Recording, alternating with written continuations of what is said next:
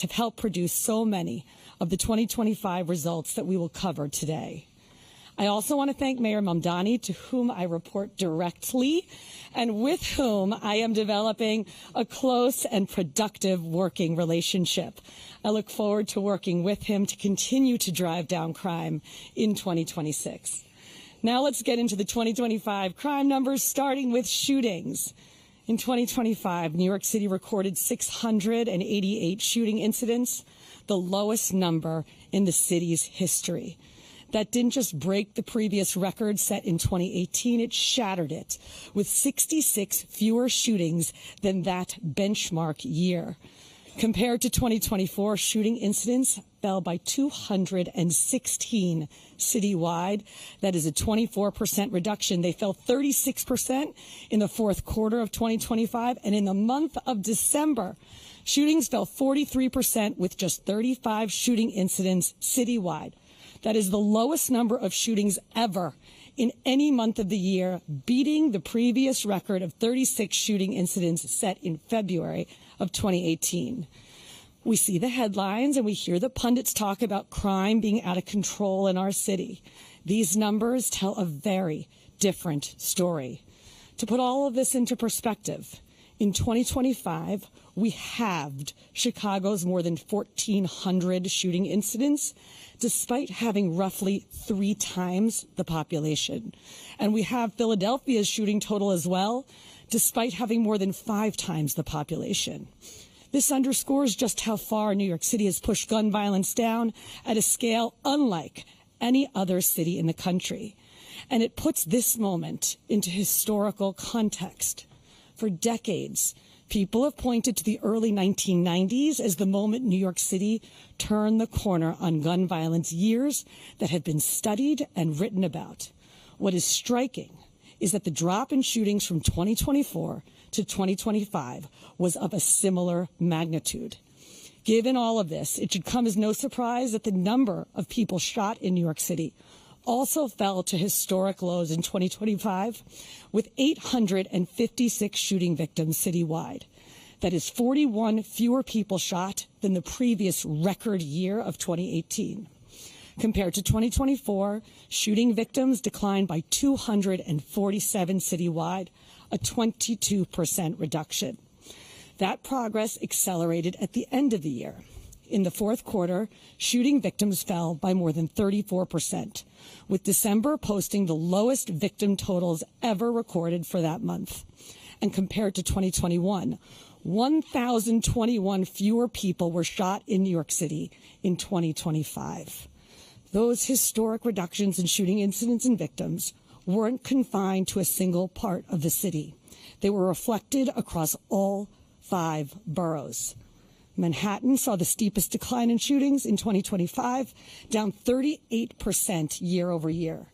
The Bronx, Queens, and Staten Island each saw drops of roughly 25% or more. Brooklyn also saw a significant decline, with shootings down 15% below the previous benchmark set in 2024. Brooklyn, Queens, and Staten Island each had the lowest number of shooting incidents for any year in recorded history. Now let's get into the full crime picture. Major crime in 2025 was down 3% citywide, with reductions in all 5 boroughs, including a nearly 4% decline in public housing. Can someone just get me a glass of water? All good, thank you.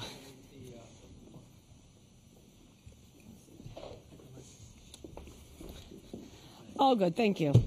Oops. Sorry, I had something in my throat. Thank you. Here, Chief. Make no mistake about it. These reductions are the product of our precision policing strategy, putting an unprecedented number of cops on the streets and in the neighborhoods, driving violence, including thousands of additional officers on foot posts and conducting targeted takedowns of the most violent gangs operating in our city. Last year alone, our Detective Bureau carried out 70 takedowns, resulting in the arrest of 390 gang members. You can see the impact of our zone strategy most clearly in the places that have historically experienced the most violent crime and where we have maintained permanent precision policing zones. Take the 2-5 precinct, which includes the 125th Street corridor. Major crime there dropped by 21%. Or the 110 and the 115 precincts, which cover Roosevelt Avenue, where major crime fell 24%. Now let's go through the 7 major crime categories. Citywide, murders declined 20% in 2025, with 77 fewer people murdered than 2024. And the declines deepened at the end of the year. In December, murders fell to 15 citywide, down nearly 38% from 2024. Alongside those reductions, our Detective Bureau has maintained a murder clearance rate of 69% in 2025. That citywide decline was driven by significant borough reductions. On Staten Island, murders fell by more than 60% in 2025. Manhattan was down 33%, Brooklyn was down 24%, and the Bronx was down 18%. Robbery declined nearly 10% citywide in 2025, a reduction of more than 1,600 incidents year over year. In 2025, burglaries fell nearly 4% citywide. That decline accelerated at the end of the year, down more than 15% in December and 10% in the fourth quarter. Grand larceny declined nearly 2% citywide in 2025. While this category remains one of the city's most persistent challenges, the full-year numbers show continued progress as well. Auto theft declined 5% citywide in 2025, with a nearly 8% drop in the fourth quarter compared to 2024. That late-year decline reflects early progress from our work with auto manufacturers, including targeted efforts with companies like Honda to address vulnerabilities and disrupt theft patterns before vehicles are stolen. Felony assault remained virtually flat for the year. The overall picture on felony assaults is shaped by 2 important dynamics. First, assaults on public sector employees, which include police officers, increased by roughly 25% last year, a serious and unacceptable trend that reflects the risks our officers continue to face in the line of duty. Second, domestic violence continues to drive a significant share of felony assaults, accounting for nearly 40% of these crimes citywide. The NYPD made fundamental changes at the end of last year to how these domestic violence cases are handled. In October, we created the Domestic Violence Unit within the Detective Bureau, a survivor-centered, trauma-informed approach that places specialized investigators in every precinct. It ensures continuity from complaint through prosecution, and it brings consistency and accountability to cases that demand it. Citywide, rapes were up 16%, largely due to a state law that went into effect in September 2024, which rightfully broadened the legal definition of rape to capture the full range of these crimes. Within that increase, domestic violence-related rapes rose by 25% and now account for roughly half of all reported rape cases citywide. That's why domestic violence cases, including sexual violence, are now being handled through the NYPD's Domestic Violence Unit with the focused attention that they require. I am looking forward to that starting to pay dividends in 2026. And progress extended into our transit system. 2025 was the safest year on our subways outside of the pandemic years since 2009. For 6 consecutive months, major crime on the subway system fell, contributing to a 4% drop over the course of the year. Transit robberies reached their lowest levels ever in 2025, even when you include the pandemic years, down 12% compared to 2024. And for the year, shooting incidents on our subways were down a remarkable 63%. Put simply, on a system that serves around 4 million riders on an average weekday, there were fewer than 6 major crimes per day. These results don't make the transit system safer, they make it feel safer too. A recent poll conducted by the MTA found that nearly 7 out of 10 subway riders say they feel safe using the system. That is an increase of 12 percentage points from the beginning of the year. That shift reflects what riders are seeing: more officers on trains and platforms, and a consistent focus on maintaining order where transit crime most often occurs. And none of this happens without partnership. The progress that we have made in the subway system was supported by the sustained commitment of Governor Hochul, whose investment in transit safety has strengthened our ability to deploy officers where they matter most and sustain these gains over time. Beyond the transit system, we applied that same disciplined, data-driven strategy to crimes that directly affect daily life, including retail theft. Retail theft is a recidivist-driven crime that spiked in the early 2020s, and communities across the city felt the impact in very real ways, from everyday items like toothpaste being locked behind cases to local businesses struggling to stay open. We heard that concern clearly from residents, workers, and store owners. In 2025, we responded with focus and with urgency. Retail theft declined by 14% citywide. That turnaround followed a clear strategy. We identified the patterns driving retail theft. We concentrated resources at high-propensity locations during peak hours, and we shifted from pass-through enforcement to sustained investigation. As a result, nearly half of all retail theft complaints resulted in an arrest, the highest rate since 2019. While we have made historic gains generally fighting violent crime, we have not turned the tide yet on youth violence. In 2025, 14% of shooting victims were under the age of 18, an increase of 5 percentage points from 2024. And 18% of shooting perpetrators were also under the age of 18. These are the highest percentages that we've ever seen for both measures since we began tracking this data in 2018. That reality demanded a change in approach. That is why this fall, we implemented school safety zones, modeled after our violence reduction zones, but designed specifically to keep kids safe. These zones focus on the places where young people are most likely to fall victim to a crime: commuter corridors, bus stops, and the routes students take to and from school. And the early results are significant. Since September, within these zones, overall crime was down 53%, and shooting incidents and shooting victims are down there more than 75%. Excuse me. We also changed our strategy with school safety agents, including deployments in and around schools. And the results there were striking too. School-related enforcement is down 21%, and school-related crime is down 22%. Get another sip of water. Thank you. Sorry. Okay.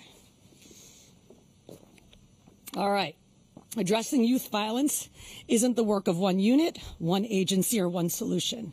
It requires all of us, families, schools, communities, elected officials, and law enforcement, playing our part to keep young people safe. The same is true when it comes to transportation safety. You often hear transportation safety discussed in the context of other agencies, and they deserve so much credit. But I want to brag for a moment about the NYPD's role. Traffic fatalities reached historic lows last year, falling 19% from 2024 and to the lowest total ever recorded in New York City's history. That progress is the result of focused enforcement, particularly against the behaviors that put lives at risk, including drunk and impaired driving. Through sustained DWI enforcement and targeted deployments, NYPD officers are taking dangerous drivers off the road. Last year, DWI arrests were up 15% compared to 2024. Safety in our streets depends not only on enforcement, but on our own judgment. In February, the NYPD updated its vehicle pursuit policy to limit pursuits to the most serious and dangerous crimes. The impact was immediate. Last year, vehicle pursuits dropped by more than 60% compared to 2024. Just as important, the risks associated with pursuits declined sharply as well. Fatalities fell by more than 80%, collisions dropped by nearly 50%, and injuries were cut almost in half. Next, quality of life. Since April, our quality of life teams have been responding to the daily issues eroding people's sense of safety, specifically as they were reported through the 311 system. That work is happening against a backdrop of sharply increased demand. Since 2019, 311 calls have increased by 104%. Even with that surge, citywide response times for chronic quality of life issues improved by an average of 22 minutes in 2025. Service times dropped by more than 14%, and contact resolutions through 311 increased by more than 16%. In 2025, hate crimes declined 12% citywide. Anti-Semitic incidents also declined, down 3% year over year, but they still accounted for 330 cases, representing 57% of all hate crimes reported in New York City, despite Jewish New Yorkers making up roughly 10% of the city's population. These numbers remain far too high, and anti-Semitism continues to be the most persistent hate threat that we face. The NYPD will continue to confront hate crimes aggressively and protect every community targeted because of who they are. The results that I have just described are extraordinary on their own. They are even more extraordinary when you reflect on where this department stood just a year ago. A crisis of leadership, a department plagued by scandal at the top, and public confidence deeply shaken. And yet, through it all, the men and women of the NYPD kept doing the work New Yorkers depend on. They met the standard, they upheld their responsibilities, and they delivered remarkable results that speak for themselves. That kind of work matters, and people noticed. In 2025, the NYPD hired more than 4,000 officers across 4 academy classes, making this the largest hiring year on record and bringing us virtually to the department's authorized headcount. That kind of growth does not happen by chance. It happens when a profession earns the confidence of the city that it serves, and when people see this work as something worth stepping forward for. And despite what critics say, this year the NYPD did not experience an unexpected or extreme wave of departures. Retirements were exactly as we projected at the beginning of the year. Resignations before pension eligibility are down more than 40% since 2022. And in 2025, we outpaced attrition by more than 800 officers. Our officers are the ones doing this work on the streets, but the direction of this department is set by its extraordinary leadership. I want New Yorkers to know that they are served by an incredible executive staff at the NYPD, including highly skilled civilian leaders and thoughtful and honorable uniformed chiefs led by our chief of department, Chief LaPetri, our crime strategist extraordinaire. As someone who has been in and around the NYPD for 18 years, I can say without hesitation that this is the finest group of policing professionals that I have been privileged to work with. The historic reductions we've shared today did not happen by chance. They are the product of a department that confronts reality as it is, identifying the challenges in front of us, developing strategies to meet them, and executing those strategies with discipline and with precision. That approach is deliberate. It is precision policing, a data-driven, scalpel approach that focuses effort where they matter most. It means putting officers where crime is actually happening when it is happening and staying there long enough to make systemic change. But all of this is only possible because of the men and women of the NYPD. It shows up in the decisions that they make on the streets, in investigations carried to their conclusion, and in the quiet consistency required to hold the line across a city this large and this complex. I want to be clear. As the year turns, our crime-fighting posture remains unchanged. The standard we set for ourselves remains high, and the commitment to support the men and women who do this work remains absolute. With that, I will now turn it over to Mayor Mamdani. Thank you.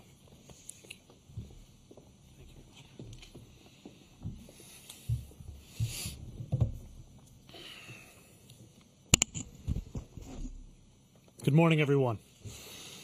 It is a privilege to be here with you at One Police Plaza and to be surrounded by so many committed public servants here in the NYPD. I want to thank Commissioner Tisch for her leadership and Governor Hochul for her steadfast partnership with the city. I will not repeat the incredible statistics that the Commissioner just shared, but I do want to echo the human story that they tell. Because as impressive as these numbers are, we know that they capture something tangible, the lives New Yorkers live, the ways that our neighbors interact with our city, and the countless hours of unseen hard work by the men and women in this room and beyond it that have delivered this progress. When we say that murder went down by over 20% from last year, that is anything but abstract. Each of those percentage points adds up to dining room tables without an empty seat, lives free from the dark cloud of grief, children that grow up with a parent at home. When we talk about the safest year on subways absent the pandemic years since 2009, we are talking about a city that is and feels safe to explore, where a young New Yorker from Inwood isn't afraid to ride a train to meet her friends in Flushing, where a senior citizen on the Upper West Side isn't reluctant to get on the subway to see a grandchild in Bushwick. These numbers, whether they represent fewer robberies or fewer victims of gun violence, mean a more vibrant, joyful city. It's measured in restaurants and bodegas that keep their doors open later, families that don't hurry home as soon as the light begins to fade from the sky. But make no mistake, none of this arrives by accident. Each of these markers of achievement is a testament to a police department that cares about this city and works with this city to remake this city. Thank you to those who are here at One Police Plaza and to those across our 5 boroughs for the work that you all do in making today possible. As we lead together, I want to see these numbers continue to drop, to continue to nurture the partnership between the NYPD and the communities across the city, and to empower our police force to focus on the serious crimes that they signed up to tackle. We are going to mend the frayed social safety net that fails so many of our neighbors, tackle the mental health crisis that causes so much pain, and continue to deliver public safety across our 5 boroughs. I want to say thank you again to everyone who worked so hard to bring us this day, and thank you for all of the work we will continue to do to lead together over the years to come. And with that, I will pass it over to our partner, our Governor, Kathy Hochul.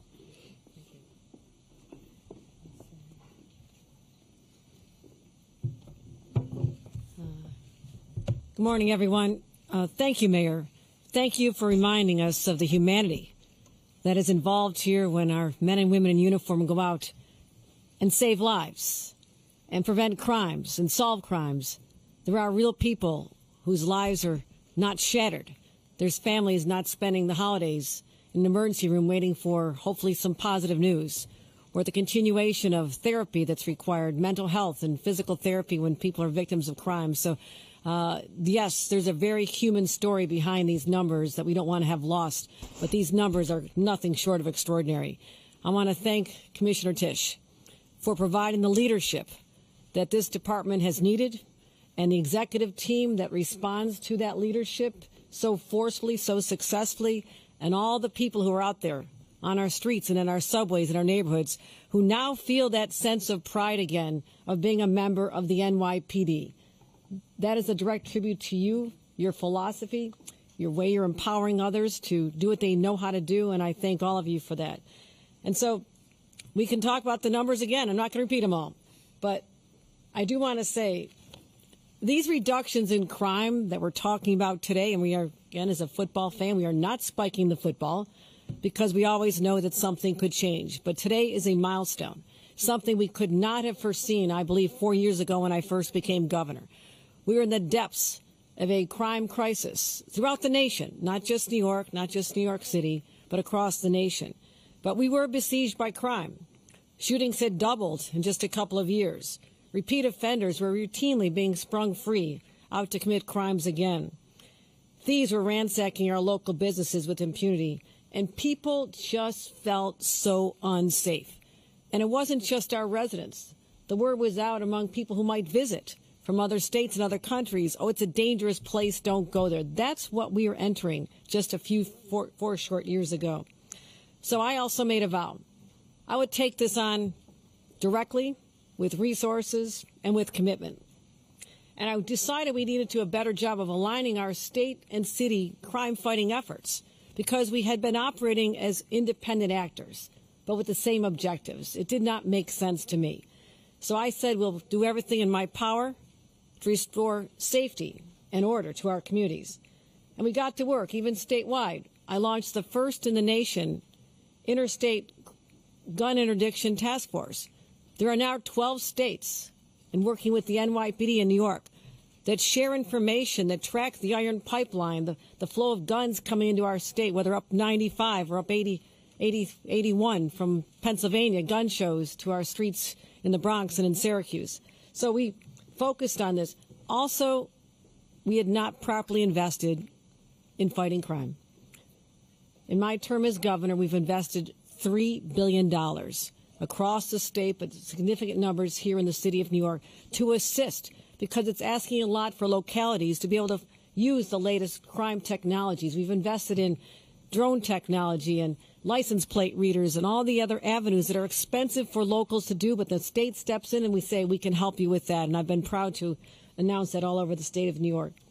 We also had to address our criminal justice system and had common sense legal reforms. Stronger bail laws to keep repeat offenders off the streets. We now have stronger discovery laws to keep criminals from walking free literally on minor technicalities. We had a situation where 90% of domestic violence cases were being eliminated, that people make their case, they come and tell their horrible story to someone and repeat the anxiety and the pain, and they're tossed out by a judge on technicalities because of the way our law was written. No more is that the case. Stronger red flag laws, strongest in the nation. And I'm really proud of that, because when you can identify that someone's making threats to a fellow classmate or showing signs that they could do harm to themselves or others, we now as a society have to take action, not just law enforcement, but teachers and other people in the community.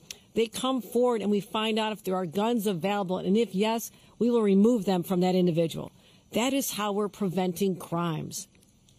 As I mentioned, we equip police with the best technology, more officers on the subway.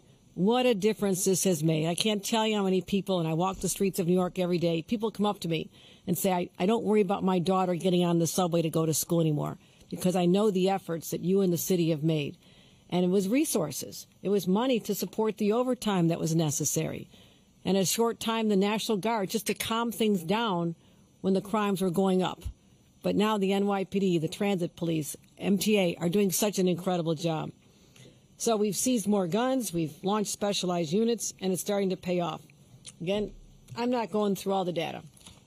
She stood here a long time. And she might need some more water soon. But I stand here with a heart full of gratitude.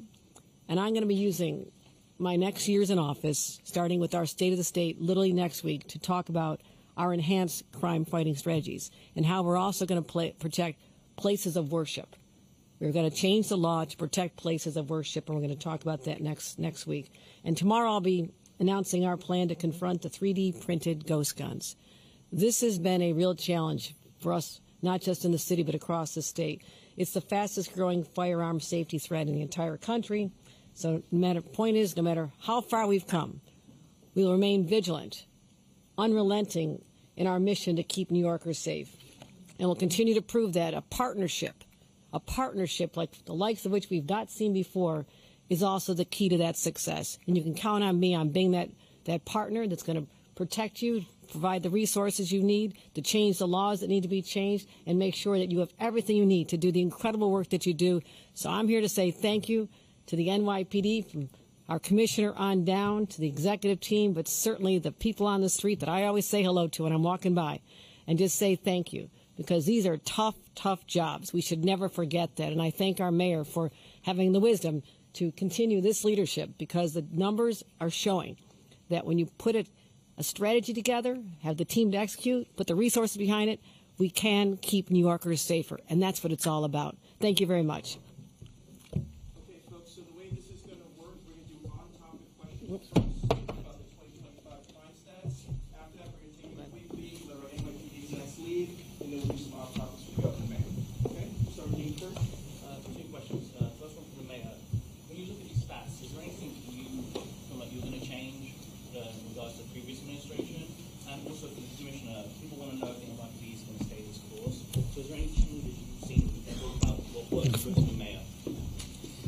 our crime fighting strategy in New York City is working. Now, I am never satisfied with the status quo just because it's the status quo. We're always going to look for ways to sharpen and refine. But I think it's very clear that our approach in particular to violent crime in New York City and to subway crime in New York City has led to historic results. And I don't have any changes on the top of my head that I can think of to it at this time.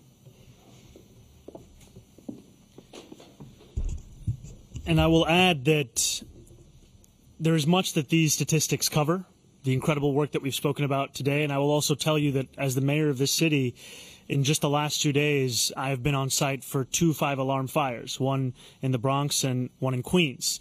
And I also know that the work of the NYPD extends to being first responders in those moments as well, in ensuring that we are taking care of New Yorkers and delivering public safety in a wide variety of ways. So these are numbers and accomplishments to be celebrated, and as the commissioner said, they're also ones to be built on, because we will not rest until we make this the safest city it can be. Commissioner, have you had any changes in regards to working with the mayor or in regards to the previous administration? Any changes there? So I have worked now, you're my fourth mayor. Wait, Bloomberg, yeah, third mayor. And every mayor has a different style, and I have worked with each one of them quite productively. The mayor and I will continue to meet on issues, meet on crime-fighting strategies, and I'm looking forward to those discussions. But no, at this time, there is no change planned to the crime-fighting strategy that has delivered historic results.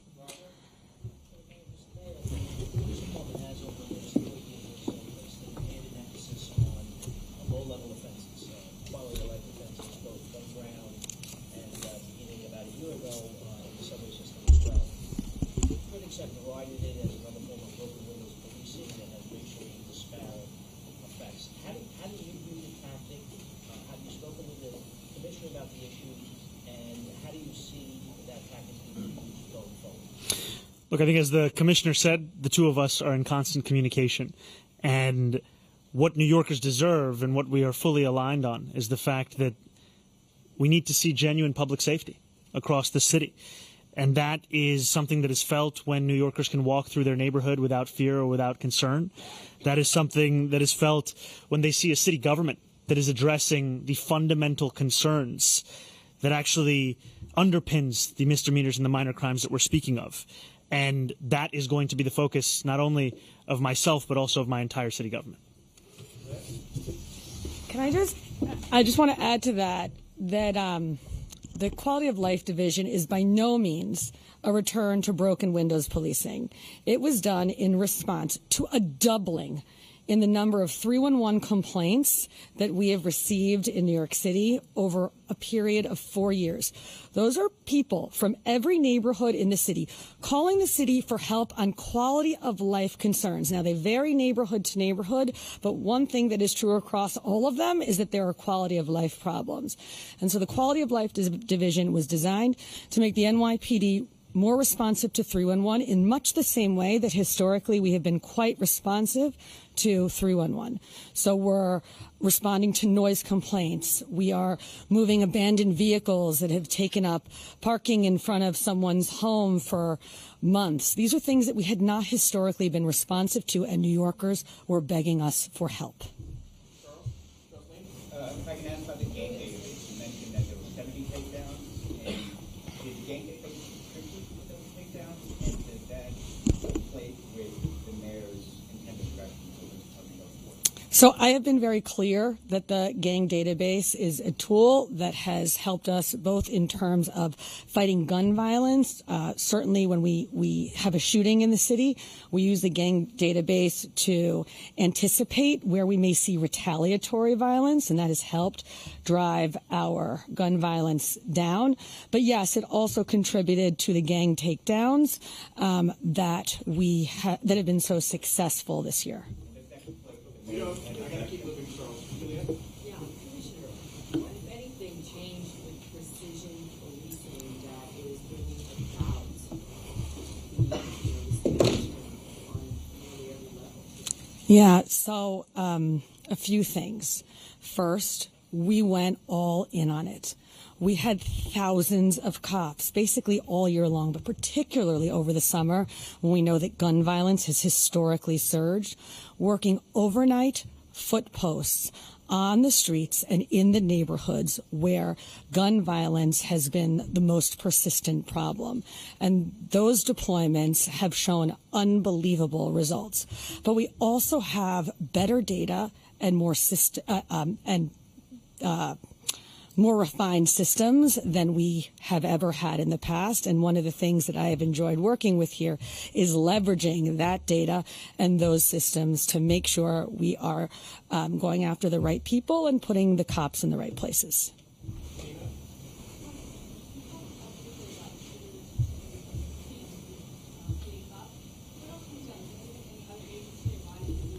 Yeah, and I'm actually looking forward to having these conversations with the mayor and with his team because, as I mentioned, to address the problem of youth violence and kids falling victims to violence, it's going to take an all-of-city and, frankly, an all-of-state approach. There are things that I've went through and quite some detail that the NYPD has changed this year, which are beginning to show some real results. I have some ideas on what the Department of Probation and what ACS can tweak and change in order to continue to improve outcomes. So, yeah, addressing youth violence is going to be an all-of-city and all-of-state approach. I'll just add one thing.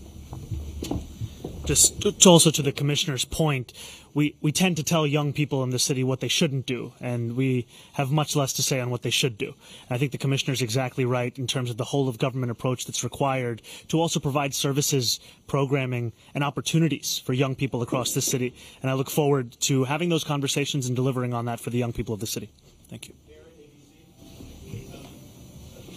Mr. Mayor, is there anything you've asked the commissioner or the department to do differently than they were doing before? And Commissioner, if so, are you doing it? You know, I will say I made the decision to retain.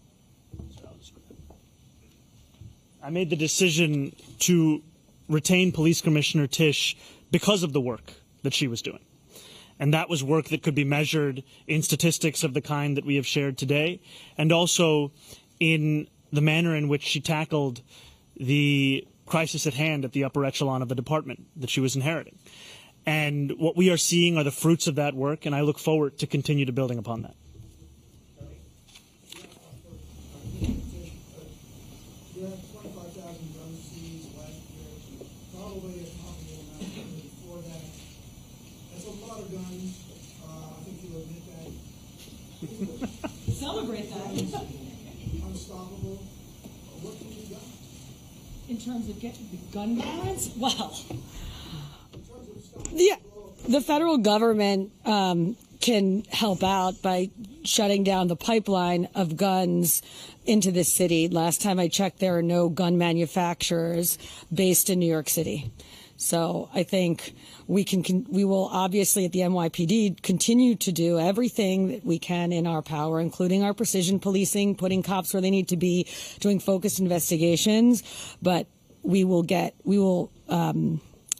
would be great if we could stop the pipeline into the city, and a lot of that falls on the federal government to do. One more last on topic, Henry? Yeah. Mayor Maldonado, thank you, sir.